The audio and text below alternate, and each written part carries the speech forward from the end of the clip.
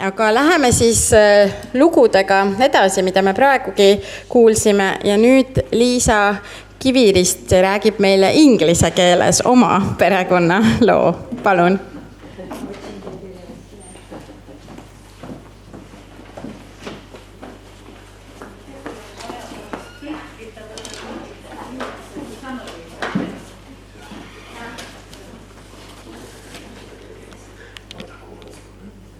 Hi, this morning, when I shared a little on the Embassy Soil Sisters project, it was like the first time I had spoken in Estonian in public, and you all were so kind and smiling, even though I'm not sure I pronounce things right. So if it's okay, I will continue just a little bit again as I learn.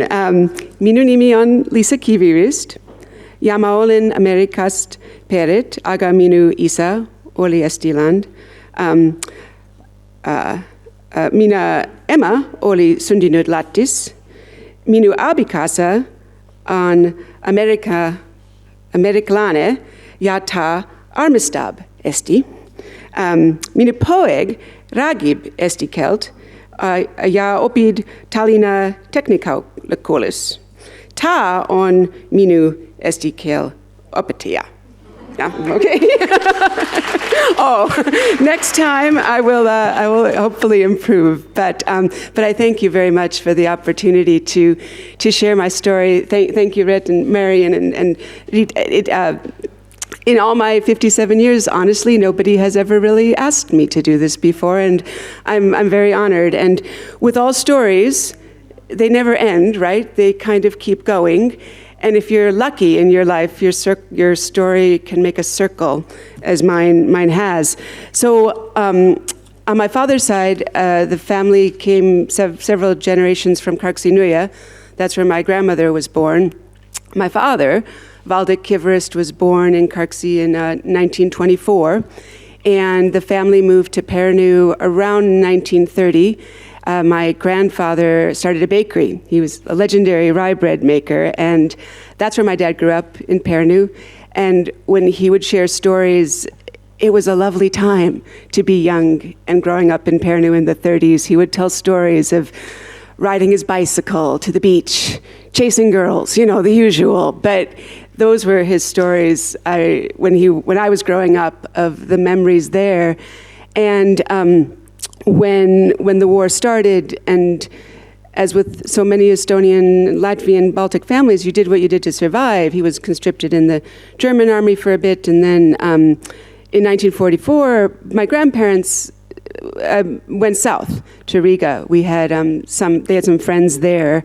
My dad was 20 at the time, and at the time his sister, my aunt, had already left and got married and was in Austria, and the family was separated around. But eventually, through travel, walking, biking, anything they could find, ended up in Augsburg, Germany, in an American DP camp. And then the priority was to get the family back together. So my dad went to Austria to find his sister, and her husband, my uncle Endel, was still in a prison camp at the time, and we found him a couple years later, and their son. But keeping people together was always a priority, and then they were in Augsburg for a couple of years. That's where he met my mom. Apparently dropped a typewriter on her foot, is the legend. But anyway, but she was from Sigulda, so not too far in Latvia. And then over the years, could find sponsors in the States. We didn't have any family or money or anything like that, but there were many Baltic families who were sponsored by churches, by the Lutheran Church. So you went where you went, and my dad's side ended up in Lincoln, Nebraska, which in American geography, if you just go right in the middle, that's where it is, flat farming land. They were there. My mom went to South Dakota, and everybody ended up eventually in the Chicago area, and that's where they got married in 1955. And I came along a little later in 1967. And growing up, I grew up in a very, shall I call it, a blended Baltic household. So with two different languages, my parents spoke German, broke rough German when they met and fell in love. And then when they came to the States, they said, all right, we're going to learn American now. I didn't formally learn either language growing up, but I grew up in a household that was very appreciative of both cultures and very much blended, especially with the food. I have extensive recipes that combine, the Latvian korb and the Estonian korb, or the piparkūks and the piparkūkas. Yeah, so that brought things together. And in these immigrant communities, you get creative to create things that serve what you need, right? So in many of the major cities like Chicago, people are organized early on for Estimaya, Chicago Estimaya, and so that was the late 60s and 70s. And a group of really smart people bought land. It's called Chicago Estimaya, but it's a good hour away from the city. I mean, it was the country, it was the boonies, but land was cheap. And you could get something like that and recreate something like you had back home. Now the land is very valuable. When I said smart people, it's in the suburbs now. But the Estonian house, you spoke Estonian in the Estonian house, and there were lots of couples like my folks where Estonians were married to someone else, Latvians, Germans, Finns, Americans. And so they got this idea that they were going to form a club, and it had a very formal name, the Estonian American Cultural Committee, but its real name was the Mixed Couples Club. So it was like people who were married to Estonian who weren't Estonian. And all my childhood, this was their social group, and it was a lovely group of people. Once a month, they would get together at someone's house and have a little potluck, and people would bring things. And their big thing was they organized one big fundraiser for Estimaya every year, like a dinner dance or a party or something. It took a year to plan this one event because they were very social. But I have such memories of those parties in our basement and singing and dancing and coming together. But I share that story because we would have lost a big piece of our Estonian culture had we not created things like this, to just bring more people together to celebrate that. So yeah, we grew up with a really close connection to the Estimaya because of this mixed couples club. I got married there, and the story continues. So when I was a child, this is perhaps a little hard to explain, but I don't know if in other families, I'm really curious to hear. It's hard to raise a child like myself with both an appreciation of your culture, yet a positive memory of things too. Do you know? So what I'm saying is, a lot of the stories don't come out when you're a kid. Do you know? It's those stories of Dad in Pärnu, and I'm fortunate. My uncle, Endelsang, who I was really close to, wrote his life story and translated it into English for me. This was the 5 years he was a prisoner of war. He was conscripted in various ways and creatively survived to get back to his family. And he was one of those people who was so joyous. He had a smile a mile wide, I was going to say, but I have to learn metric now. I don't know, a couple kilometers wide. He was always so positive and hugging me and lifting me up as a kid. And he gave this to me when I was in my 20s. It took me a couple years to read it slowly, to realize what he went through, because as a kid, I just didn't know it. He never showed it. It was always a focus on what we have now and our families together, and we survived, and we have a life.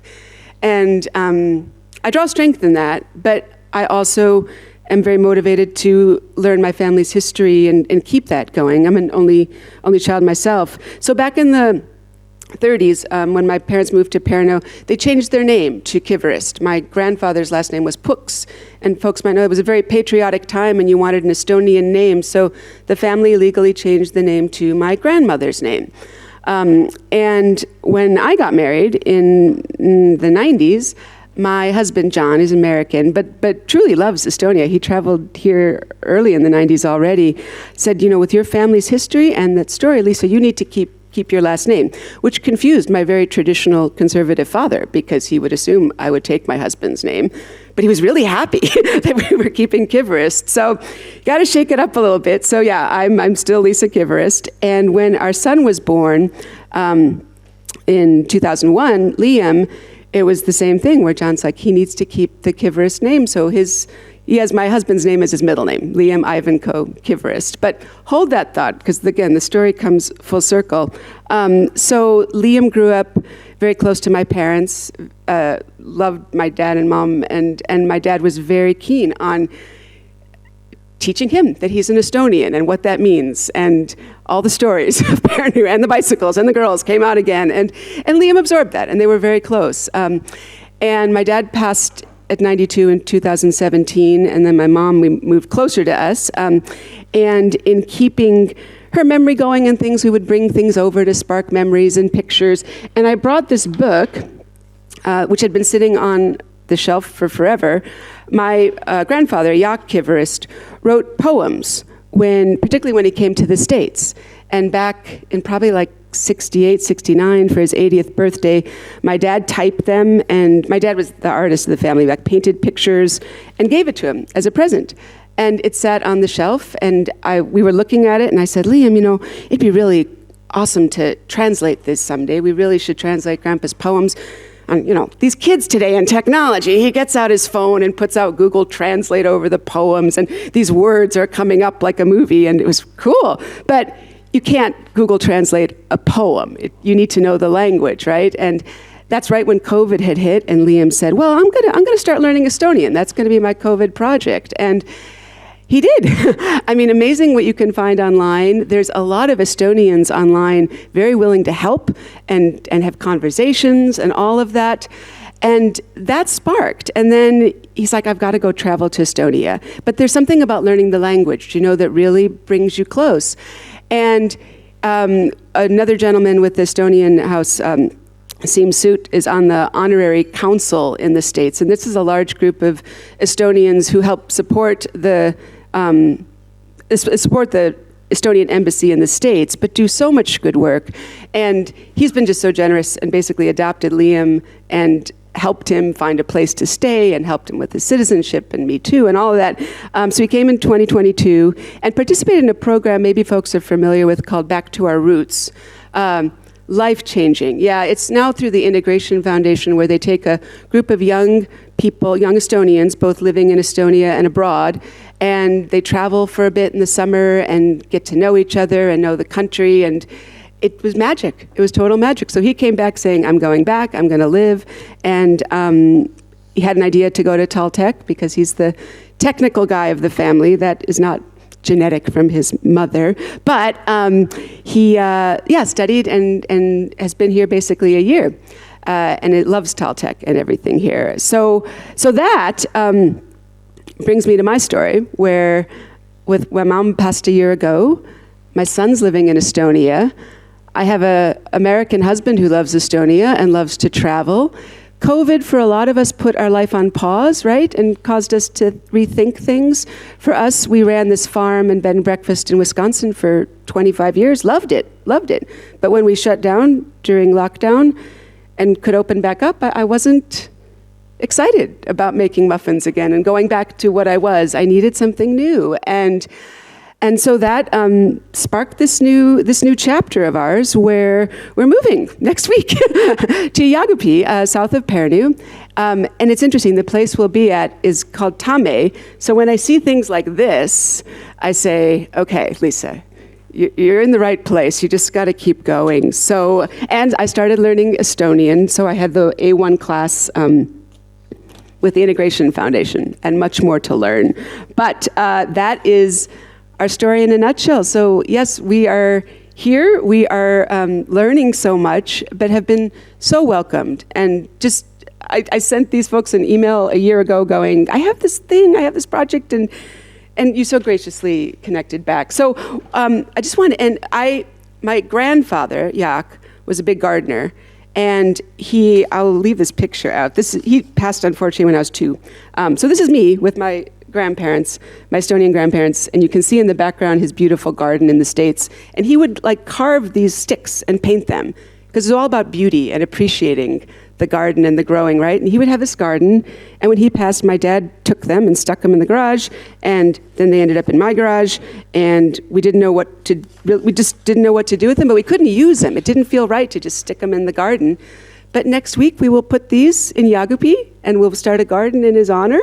And they really came full circle. So, yes. All right. Well, thank you. Thank you very much for the time. And I apologize.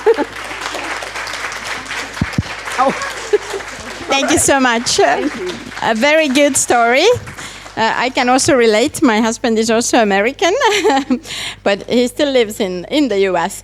But nii, ma teen kiire kokkuvõtte sellest eesti keeles, et ma siin kirjutasin ruttu märksõnad maha, et kõik saaksid siis pildi ette. Et Karksi-Nuiast on siis perekond pärit ja isa sündis seal 24. aastal, selline Eesti-Läti sega pere. Ja 44. aastal vanavanemad läksid siis kõigepealt Riiga, pere siis kõik läks kuidagi laiali, aga Saksamaal siis ühes põgenikelaagris said siis jälle suurem osa pereliikmeid kokku. Ja see oligi nende pere põhiline eesmärk hoida kõiki liikmeid koos. Lõpuks nad siis jõudsid Ameerika Ühendriikidesse. Seal aitasid paljud luteri kirikud neil siis elu seal uues kohas alustada. Ja algul nad olid siis Nebraskal ja hiljem siis jõudsid Chicagosse, kus siis Lisa 67. aastal sündis. Oli selline Balti kodu, Läti, Eesti ühiskodu ja üles kasvades küll ei õppinud eesti keelt, aga ma näen, et siin on palju lootust, et varsti on eesti keel ka täiesti selge. Aga kõik siis käis traditsioonide ümber, oli väga positiivne õhkkond ja tegelikult piparkookide, selliste toidukultuuri ümber palju traditsioone loodi jõulude ja muude. Ja väga tähtsat rolli mängis siis Eesti maja seal Chicagos, kus siis ka palju eestlasi koos käib, aga seal oli ka selline klubi tehtud, mis oli siis sega perekondade klubi ja selline traditsioonide hoidmine. Ja nüüd on ta siis jõudnud ka poeg, on väga suure huviga Eesti vastu, õpib siis TalTechis ja oskab juba ka, ma saan aru eesti keelt. Ja kogu perekond on väga rahul, et ring on täis saanud ja Eestisse on tagasi jõutud. Nii, aga teeme ühe aplausi siis veel. Thanks.